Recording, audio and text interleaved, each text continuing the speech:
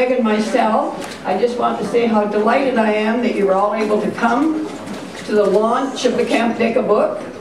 And you can help us celebrate, and you can also visit with each other and renew acquaintances of old campers and staff. What is connecting us all here today is an association with the camp in the 60s and 70s. Campers, counselors, parents, and your families who have just heard about Deka through your stories and your memories. One of my jobs in this whole endeavor was to locate people. No small job since 30 years has passed. But it was and in some cases 50. But it was fascinating. I found people all across Canada, in the United States, in India, Malaysia, New Zealand, and elsewhere. Many have emailed their greetings and best wishes for us today, and I'll be sending them their books next week. As I chatted with somebody on the phone, I visualized him as a boy of 12, with a pack on his back, ready to leave on an out trip. I could not seem to make myself accept that he was now a man of 48, married with 2 children. Over the years, I have kept track of many campers through items in the paper, announcements, or through friends and acquaintances. When I read of appointments to prestigious boards of directors or a promotion in their own company, I felt proud of their achievements. But I thought of some of the smaller things that seemed so important a few years ago. I wondered if he still lost his towel. I wondered if he had to be nagged to put on a clean shirt. I wondered if he was still mad for fish and chips.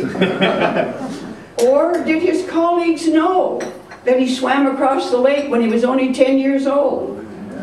Did they know that he got his sternsman? These are the memories that rush back into my mind. As we all lived together for 2 weeks or 4 weeks, summer after summer, we got to know each other pretty well. We depended on each other very much, and so the memories do stick. Today I would like to recognize Derek Spratt, a camper in the early 70s, who was a tremendous help to me in all that I was doing. He looked after the database, did the mailings, set up the website, and in the preparations for today, he did a whole lot of jobs. Peter Dutton is here, who helped with the phoning. And I'd like to recognize Laura Hanson, who came up with the idea of the little tote bags for your books. And her company designed them and produced them and made a donation for today's event. We have some special guests here from the YMCA who are running Camp Deka currently.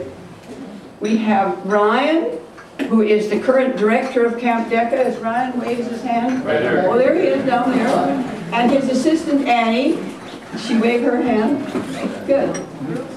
And some of you I know want to meet them because a number of your children have been going to YMCA Camp Deka.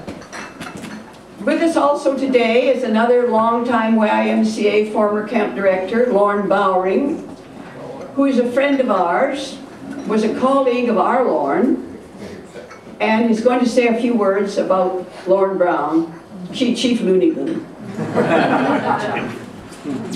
You mean they're one and the same?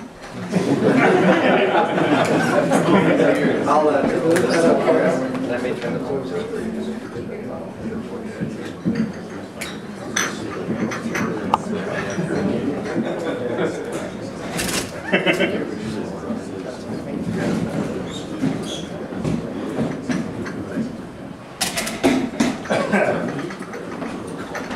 Like May, I have to use a few talking point notes. When you get a little older, you can't remember all these things quite as you would like. I guess my task today is to focus your mind a little bit on the other part of the Deka story, Lorne Brown, who I first met 55 years ago this September when I was a student, and he was on the faculty at the Provincial Normal School, and then later on at UBC. And I guess the image I have of Lorne is that he was first and foremost a physical education teacher. That's what he was doing. And he used to run classes that were focused on physical education in the school system, but which always had an aura about them that there was more to life than sports and games and PE. He was the type of teacher who had a terrific sense of humor, and he would delight in taking us down all sorts of tracks that we never thought we would ever be involved in. He would tell us how he was raising his children, which was always unique. And you've got to remember that this was in the post-war years. This was within 10 years after the end of the war, and was a good 5 or 6 years before the 60s, when all the conventions began to change, and things that were deemed irrefutable in the war years or following the war became less sacrosanct. So Lorne was the kind of teacher who was a little ahead of his time, and he would promote ideas which weren't really well recognized at the time. For example, Lorne really believed in activity. He believed that we were wrong when we sat children down in desks and had these desks screwed to the floor, and they sat there for 6 or 8 hours a day, and maybe twice a week they would get a 15-minute PE program, and he knew that was wrong. And he used to campaign that a good teacher was not somebody who taught somebody who was sedentary, but that you gave them activity. And he would demonstrate this activity himself. I worked for the YMCA for many years, and I remember attending meetings downtown and with Lorne, and he would walk from Dunbar downtown, attend a meeting, and turn around and walk back again. We all thought he was nuts. We all thought that anybody would do that had a screw loose. But if you think about it, this was before North American men were equated with the venerable old Swedes, and the fitness movement began. There wasn't a fitness movement in those days, but Brownie had it in his head that activity was an important part of our life, and that he would demonstrate it, and he thought we should all demonstrate it. The other thing he was very concerned about was nutrition. He felt that people who don't have adequate nutrition will not learn. And today we have breakfast programs in schools because it is now well recognized that kids learn on a full stomach. They don't learn when they're hungry or when they're malnourished. He was way ahead of his time in all those things. And the other areas that I think were important was that he believed that people learn through experiences and challenges, and the more intense the experience, more intense the challenge, the better that people learned. And those are the kinds of notions that he took with him when he had this dream of developing Camp Deka. And I think the other thing that he saw as being tremendously important was the aspect of the wilderness. That although it would have been possible for him to open Camp Deka on a lake much closer probably to Vancouver and probably more urban, in his mind, Camp Deka had to be remote. It had to be away. It had to be adjacent to the wilderness, because the wilderness is where the challenges and the experiences would be that young people needed, in his mind, to learn and to grow. And so Camp Deka became that type of an operation, a wilderness camp, a place that you had to strive to go to get there. You probably remember the train trips. You probably remember the distance from Vancouver. It wasn't an accident. In his mind, that was an important part of the Deka experience.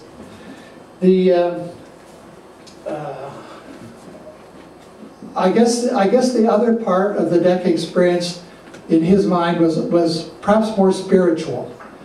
That there was something about a young person paddling a river, being alone on the lake, climbing a mountain, experiencing the stars at night, and coming to recognize the position of ourselves in this great universe that we live in. I think he took all those things in his mind when he encouraged his wife and they began Camp Deka. And I think it's something all of you who were there will remember and will have experienced. Thank you.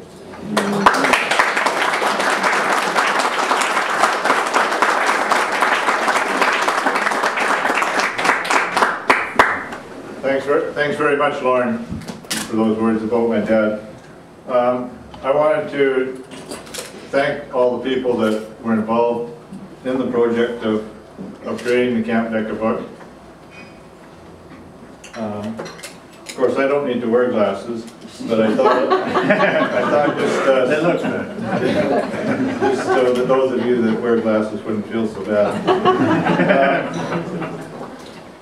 I guess the first person, of course, to thank is May, because without her remarkable memory for events and names and details, the early history especially would have been lost. And so about 7 years ago, she was encouraged to start writing down some of these stories that only she knew. But you can imagine it was quite a daunting task to record all this information, and became a little discouraged at the time, and the project dragged on a little bit. But then about 1.5 years ago, she was approached by a couple of former campers, one of them being Bruce McDonald. Bruce, could you, I'd like to recognize you there. And Bruce encouraged May to proceed with the project, and he offered to help. And so he began sorting through a lot of the records that May still had in the basement. He contacted a lot of the counselors and interviewed them, and did some other research, found some of Dad's writings, and made a lot of suggestions. From his own experience, he made a lot of good suggestions on how we should put a manuscript together. And many of Bruce's ideas are incorporated into the book, such as the photo here on the cover. It's one that he picked out, and also the final words in the book by Chief Looney Loon. So I wanted to really thank Bruce for his help in encouraging us to proceed with the project. Then, of course, Derek's been mentioned. Derek at the same time approached May and encouraged her to proceed with the project.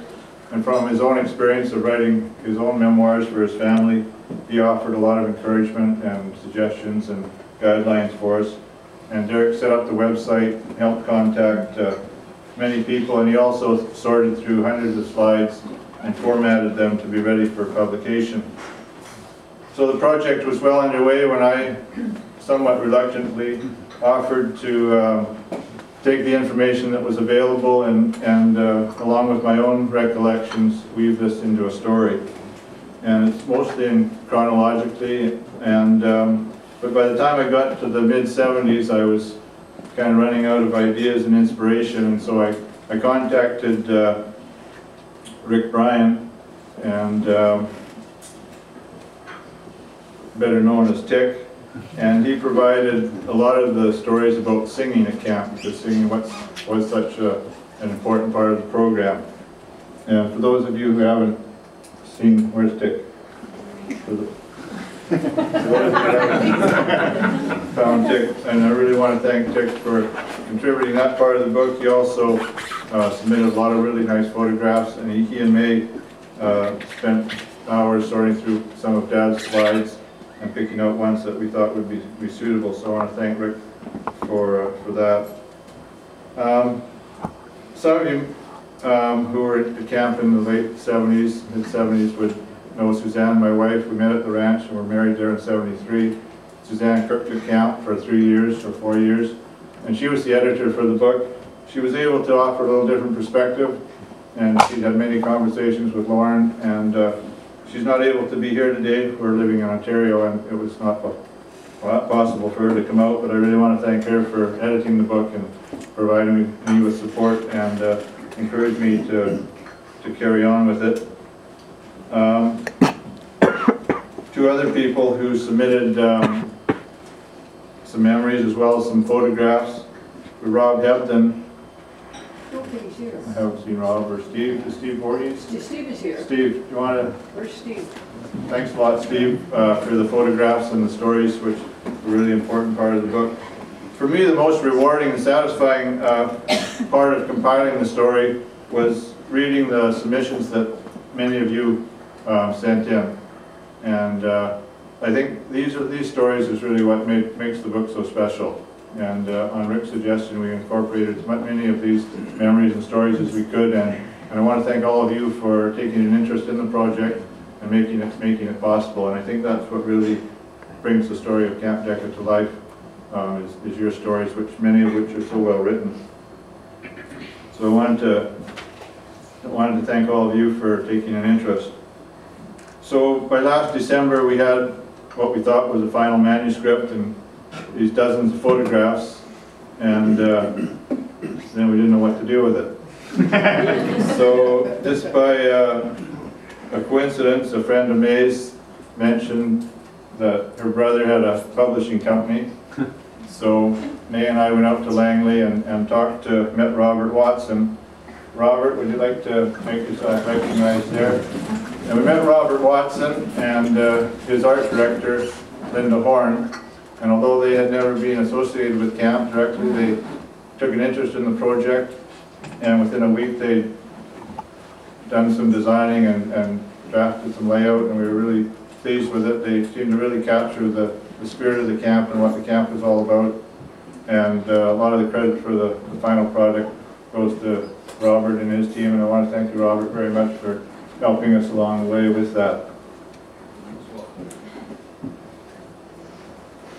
We're really pleased with the final product, with the book, and we hope it'll provide a souvenir for all of you and everyone who was at the camp.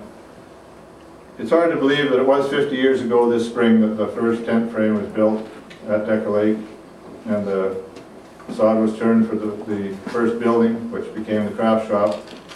So it's maybe appropriate that we are gathered here today. And there were some of us, believe it or not, who were at Deka Lake 50 years ago this spring. Of course, May was there, Keith Adams, and myself, as energetic 9-year-olds, were a couple of the helpers there. And Ken Adams, where's Ken? Ken Adams and my sister Barbara, they were somewhat younger. I don't know how much help they were, but anyway, we were all there in the spring of, I remember it well, the summer of '59. So again, just thanks to everyone who helped with the project and put this together, and I think we're really happy with it. And it's great to see everyone here today, and I'd like to now call on Derek just for a few words.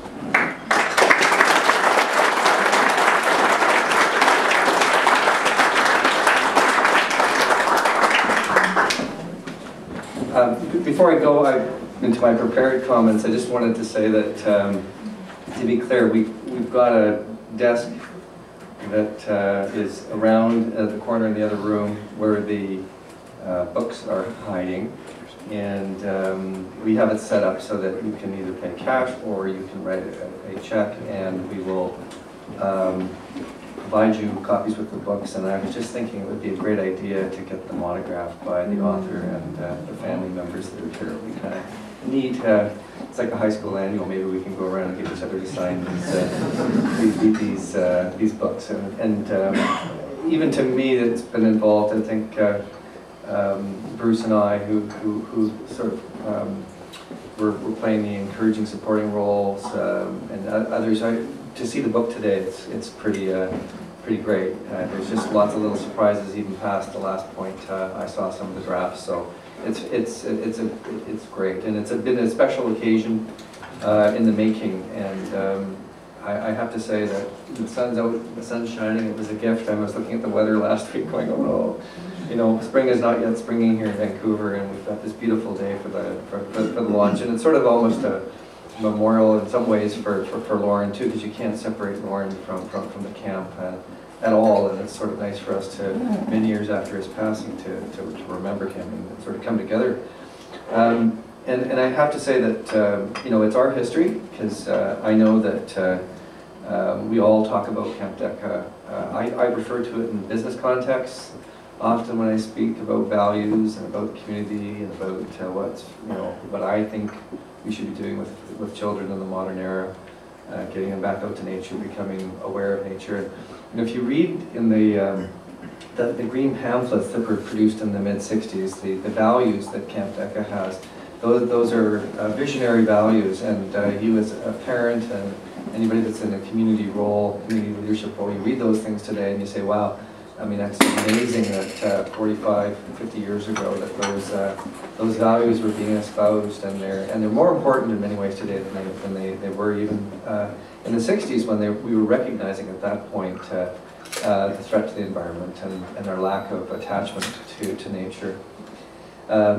So my kicking into this interest is I wrote a book when I turned 40 in 2001 for my 3 sons, and Perry, Colin, and Evan, who are actually here today, and Perry and Colin have been to camp a few times, Camp Deka, and I wrote about the experience and what it meant to me, and I actually had a journal from my childhood that I wrote about Camp Deka when I was attending. And that became sort of a rallying cry for saying, well, where is May and what's going on with her right now? I had a bit of a connection with her when she was in civic politics and stumping around town and playing in a Dixieland band and sort of getting the votes in, and really had lost track of her in the last few decades. So it was just great. I was actually at a family. It was my wife Cheryl, who's here, her uncle, whose son Gordon had been to camp at the same time I had, and I sat there at this family event and said, you know, we're gonna have to encourage May to write a book if she hasn't done so already. And then lo and behold, she was already into it, and Bruce had jumped into it at the same time that I did and pushed it along. And I said, you know, it'll take a year. It'll take a little more than a year, but not much more than a year. At the end of it, I think it's 1,000 hours minimum of effort to get a book published, and I think they're probably into it for a few thousand hours, so it shows you the effort there. So I just want to say that the Brown family's tradition of community engagement and service, you know, May herself, she's been a dynamo throughout her long and successful life, and I've always looked at May, and I know many people in this room have looked at May as a mentor, and you know, she's been out there trying to better society, and I think Camp Deka was a big part of that, and she's done so much since, and it's great to be associated with that life force that she and Lorne represent.